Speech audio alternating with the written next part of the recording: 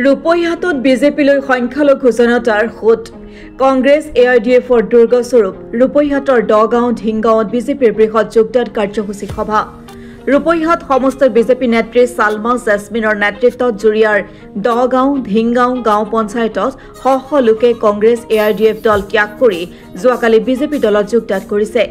এই যোগদান কাৰ্যসূচীৰ লগত সংগতি ৰাখি এখনি কৰ্মী সভাও অনুষ্ঠিত হয়। মুখ্যমন্ত্ৰী ডক্টৰ হিমন্ত বিশ্ব শৰ্মাৰ কাম-কাজৰ প্ৰতি আকৃষ্ট হৈ সংখ্যালঘু ৰাইজে উন্নয়নৰ স্বাৰ্থত বিজেপিৰ ফালে ধাৱমান হৈছে। যোগদান কাৰ্যসূচীত বিজেপি নেতা সুৰেশ বৰা, আবুল হুছেইন, আবু বকৰ সিদ্দিক উৰফে সেলিম উপস্থিত থাকি ভাষণ প্ৰদান কৰে।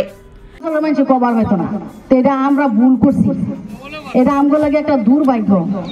গতিকে আগন্তুক দিনও যাতে আমরা এই ভুলটা না হয়। আর 26 নির্বাচন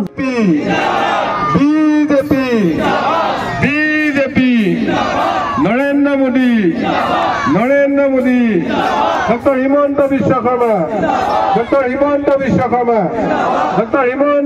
শৰ্মা প্ৰথম কথাটো হ'ল কি চাওক ইয়াৰ পৰা ধিং আৰু ৰূপহী সমষ্টি এই দুটা সমষ্টিৰ পৰা চামগুৰি আৰু লাহৰিঘাট এই চাৰিওটা সমষ্টিৰ পৰা আমাৰ আপোনাৰ মাইনৰিটি সমষ্টি হয়, মাইনৰিটি মানে অধ্যুষিত অঞ্চল হয় আৰু ইয়াৰ পৰা মাইনৰিটিৰ 4জনকৈ কেণ্ডিডেটে আপোনাৰ বিধায়ক হৈ আছে আৰু 26ত অসম বিধানসভাত শপত ল'বলৈ গৈ আছে।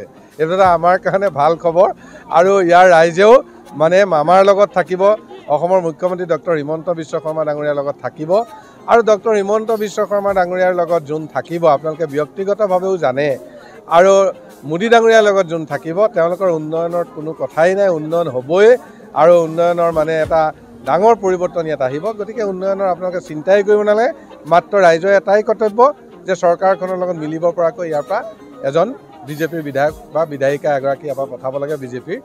ৰাইজে এইটো কৰিব বুলি আমাৰ বিশ্বাস হৈছে, উন্নয়ন খুব হ'ব। যিখিনি হোৱা নাছিল দেখা গৈছে যে এটা সময় আছিলে সংখ্যালঘু অধ্যুষিত অঞ্চলসমূহত বিজেপিৰ সাংগঠনিক ভেটি খুব দুৰ্বল আছিলে, কিন্তু সময়ৰ গতিত যেন বৰ্তমান সংখ্যালঘু ৰাইজ বিজেপিৰ ফালে ধাৱমান হৈছে। কেনে অনুভৱ আজিৰ এই যোগদান অনুষ্ঠানত উপস্থিত থাকি কি ক'ব? বহুত ভাল লাগিছে। আজি বিজেপিৰ মিটিঙত ইমানখিনি মহিলা আৰু বয়সস্থ মানুহ ওলাই অহাটো এটা আমাৰ কাৰণে এটা ভাল নহয়। ইতিমধ্যে আমাৰ সংগঠনৰ কাম আৰম্ভ হৈছে, আমি সংগঠন মজবুত কৰাৰ কাৰণে লাগিছোঁ আৰু মজবুত হৈছে বুলি আমি ক'ব পাৰোঁ। আৰু আমি পঞ্চায়ত নিৰ্বাচনৰ কাৰণে ইতিমধ্যে সাজু হৈছোঁ আৰু আশা ৰাখিছোঁ যে আমি ৰূপৈহাট সমষ্টিত পঞ্চায়ত নিৰ্বাচনত ভাল ফলাফল আশা পাওঁ।